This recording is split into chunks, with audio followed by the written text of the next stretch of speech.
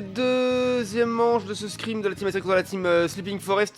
Les Azeri au first pick cette fois-ci. La phase de draft qui est lancée avec les Big Bang qui vont jouer dans quelques instants. Ça discute, ça. Bon, bah voilà. Le trauma. Le trauma de Oni et Zoroark sur les Sleeping Forest. Le problème, hein, les gars, c'est que c'est pas le seul pick où les pixels. Mais je comprends, ça vous a fatigué. Après, en plus, ça banne les Argus à côté Azeri.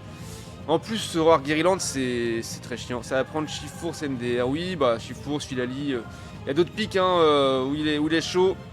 Et il peut faire du dégât, il peut être dangereux. Alors juste méfier de lui et ça va être pareil. Non, mais ça peut être pareil, mais. Sa game est différente. Hein. Voilà, là, ils ont. Cette fois-ci, c'est Locklast côté Azeri avec Locklast qui était open. Du coup, ça ne pique pas Flaga, ça préfère pique Ronflex. Ok.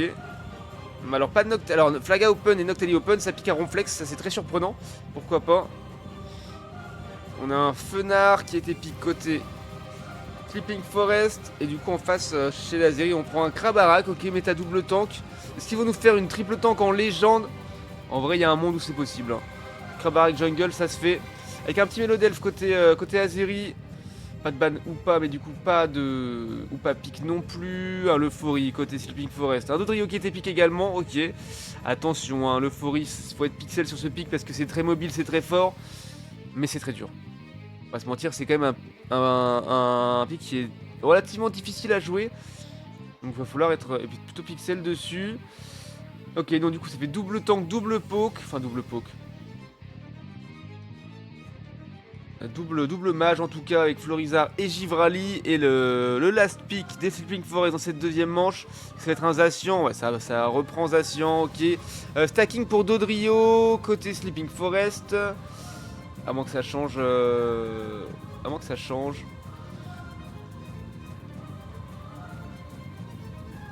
Ah ouais, Kanto sur Krabarak botlane, PA, ok. Ça casse ça c'est la dédicace du coach hein, pour le caster, ça je reconnais. Ça prend un Locklast en légende sur la top lane avec lunettes de stack bien sûr. Oni, Givrali jungle, ok. Et du coup en face on n'a pas bougé les pics. Chacun pique son propre Pokémon dans cette draft. Le problème de Dodrio c'est qu'il y a un Mélodelf en face quoi. Ça risque de lui enlever un petit peu de mobilité, on va voir. Zacian pareil il aura légèrement moins de mobilité. Pour le reste c'est à peu près ok. Kido sur Florizard botlane, c'est ok. Florizard Krabarak, ça marche pas mal. Hein. Mur lance soleil là. Moi je sais pas s'il va jouer activation ou fermeté. Du coup c'est les murs c'est fermeté. Ce me semble, on verra bien. En tout cas j'ai lâché faute des équipes et good luck à vous les Sleeping Forest. Hein, ne découragez pas, c'est tout à fait possible de prendre une manche. On est avec vous. Allez-y mes petits poulains. Mes petits Azeri, allez-y, on croit en vous à fond aussi.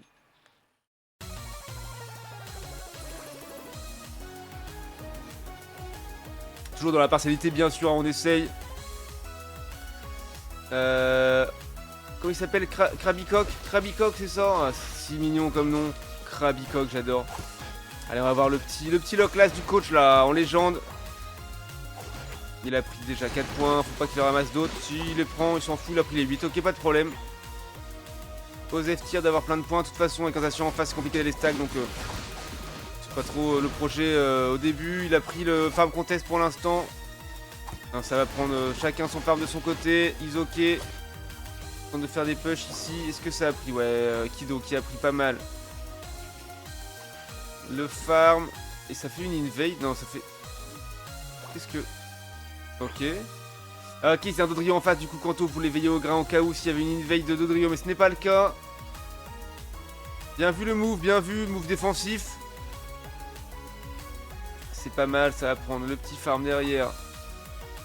Ça le laisse Argo, non ça va le prendre quand même pour PA qui essaie d'avoir son 5. Voilà, ni l'un ni l'autre n'auront eu l'évolution, enfin le passage de niveau. Ok, on a Uchiwa qui est un petit peu late. De niveau, mais voilà, s'il le prend, non, voilà, le PA qui a son 5, Argo qui a son 4. Le Requiem qui arrive. Alors pas de blast, il est où le skin chanteuse de Locklast? Là on veut le voir, on veut voir et entendre Locklast chanter. Attention Dodrio qui a décalé ici, ça peut faire mal, il va falloir reculer. Argo qui est dans la sauce, donc il arrive à out avec son rayon lune et sa vitesse. Est-ce qu'il joue vitesse plus le Argo? Ouais, il a claqué sa vitesse plus, hein, bien sûr. Vitesse plus pour Rayon Lune pour partir très vite. Du coup, on a sorti un petit Givrali en jungle. Ça fait longtemps qu'on voit plus trop ce pic. Ce pic est quand même beaucoup moins joué depuis quelques temps. Et ça reste très fort, hein, on va pas se mentir. Timing tilton middle.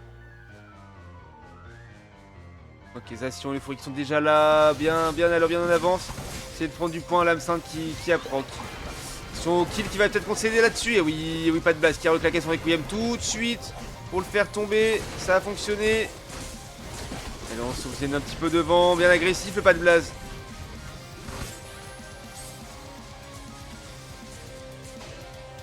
C'est normal, c'est une nouvelle team qui est née il y a à peine un mois, donc ça me paraît logique. Oui, bien sûr, mais c'est bien de se confronter à des équipes de toute façon, qu'on soit nouveau ou pas, clairement. Clairement, l'Azeri est une. L'équipe Azeri est une équipe qui fonctionne bien, qui a de bonne synergie entre elles et qui est là depuis quand même pas mal de mois maintenant. Donc il y a des bonnes synergies, ils se connaissent, ça joue assez bien, on va pas se mentir. Donc évidemment, les Speed Forest ont un léger désavantage tout de suite, hein, mais voilà, c'est bien de faire des entraînements et de toute façon c'est en jouant contre plus fort que soi et en perdant qu'on apprend et en faisant des reviews qu'on voit qu'est-ce qui a pêché, quel moment, quel move. Donc c'est vrai que c'est toujours assez important de jouer des teammates plus fortes, hein. Toujours plus cette saison de gagner, mais après d'aller chercher, ça fait très paquet, hein, pour les Azeri. Ok, très joli move, hein, Blizzard Avalanche, c'était pas mal du tout. La part de Fenard. Le problème c'est qu'il s'est fait complètement dépasser juste derrière, malheureusement. Ils ont le meilleur tank aussi. Ah, ils ont leur classe, hein. Ah, ils ont Kanto, tu voulais dire. Ah oui, ils ont Krabarak. Ils ont Kanto qui a mis Score Shield, hein, sur son Krabarak. Et là on a ah non, c'est en train. Il laisse l'objet top au Sleeping Forest, ok. Qui veulent arriver rapidement pour le jouer. Ouais, tu parlais de Kanto, ouais, j'avais capté. My bad là-dessus, Tony. Tonio.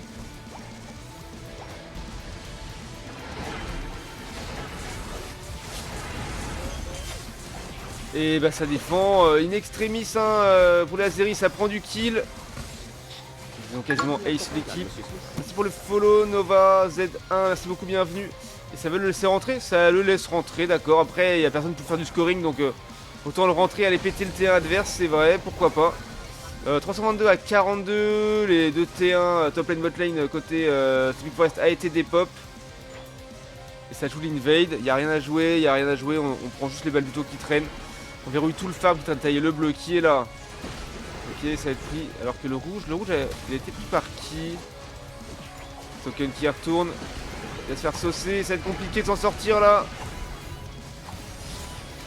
Et ouais, le double kill de Kido avec son Fouelian, enfin son lance avec suivi de son Fouelian. On va rentrer du point. Ok. Kido qui met ses 18 avec seulement 14 d'overscore, mais bon, 340 à 42. Prend encore une fois de plus le large, hein, dans cette deuxième manche. Plutôt solide, l'objectif botlane qui va réapparaître dans quelques instants. Déjà bien positionné pour Trap Bush, hein, attention, ça veut Trap Bush évidemment. Et cette fermeté, hein, fermeté play-croix, voilà. Et oui, un kill pour Kido encore une fois. Il y a eu Lutte l'euphorie qui est passé, qui est pas mal, ça a pris un kill sur Kido, c'est propre. C'est propre, par contre Token va considérer un kill je pense juste derrière. Avec Gizola qui recule. Oh, Token qui n'a pas réussi à survivre.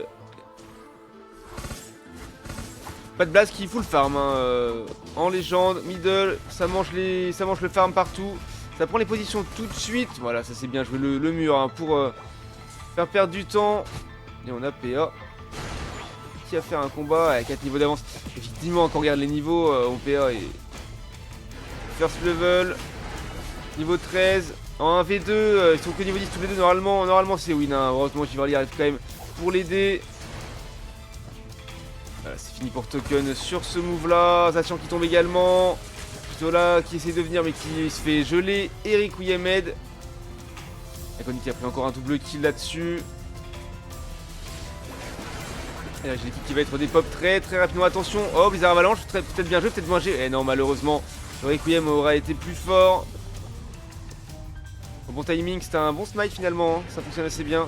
Voilà, imbloquable le Ronflex avec son barrage, mais il a pris beaucoup trop de dégâts. Il est tombé dans la foulée, ça fait encore un push sur la bot lane. Les actions qui tombent, on essaie d'y aller pour essayer de défendre, de ne pas faire rentrer le Régie et l'Eki. Ça score quand même, le Régie qui est rentré, ça a trop reculé. Et on dépop le T2, il n'y a plus aucune goal zone côté Sleeping Forest, à part le T3 qui est impossible à dépop. Indépopable, j'allais dire, voilà, c'est ça le terme que je voulais. 482 à 42. Non, ça, voilà, ça verrouille le farm dans la jungle adverse. Ça essaie de prendre vraiment tous les balbutos, de ne rien laisser traîner, de ne pas concéder de kills non plus. Il y a eu combien de kills là pour l'instant? Un seul encore une fois, hein. C'est Kido qui a concédé son kill avec son Florizard. Seul kill là des Sleeping Forest. C'est vrai que la formation Azeri est solide, hein. Formation compacte et impénétrable, c'est à cela que l'on doit notre force. Ils utilisent leur supériorité dans l'art du combat et le terrain. Nous sommes des Spartiates. Vous avez la ref, j'espère que oui. Ouais, très joli. Kido qui va entrer dans le soleil bien précis encore une fois. Il va pouvoir prendre le kill sur Token. Ouais, il a la ref Antonio et voilà Rayquaza qui apparaît.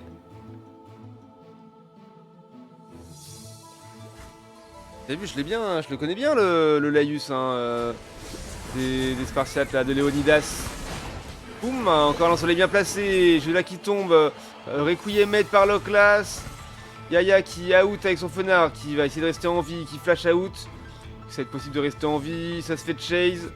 Ça balance des murs. Ok, un nul, possible de survivre. Oh, le snipe de Fureur Végétal, de Kido avec son Florizard. Et on a Token qui est parti score sur le... Ok, 8 petits points. Est-ce que c'est pour récupérer un nul? Je ne sais pas. Il l'avait déjà, peut-être, j'ai pas fait attention. Ça veut essayer d'aller score, il n'y a pas vraiment de scoring à tenter. De toute façon, là, il faut faire un flip, hein. Faire des kills. La Munja de Kido. Au bon moment, c'est propre. Ah ouais, c'est compliqué, hein. Les pauvres Sleeping Forest là qui se font overextend totalement. Ils reviennent en boucle, hein, mais voilà, encore une game où on ne touchera pas au Rayquaza puisque les Azeri n'ont pas besoin et dès que les Sleeping Forest arrivent, ils sont tellement under level qu'ils ne peuvent rien faire.